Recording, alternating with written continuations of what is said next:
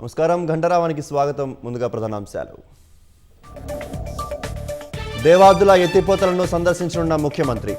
పనుల వేగవంతంపై అధికారులకు దిశానిర్దేశం చేసే అవకాశం.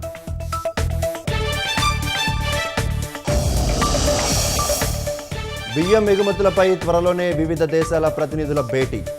మార్కెట్లో డిమాండ్ ఉన్న పంటలు పండించాలని ఉత్తమ్ సూచన. 9 రాష్ట్రాలు కేంద్రపాలిత ప్రాంతాల్లో 1,70,00,000 ఓట్లు తొలగింపు. ఎస్ఐఆర్ ప్రక్రియ అనంతరం తుది జాబితా విడుదల చేసిన ఈసీ. శ్రీశైలం దేవస్థానానికి చెందిన కాటేజ్లో అగ్ని ప్రమాదం. విద్యుదాఘాతంతో మంటలు చెలరేగినట్లు గుర్తింపు.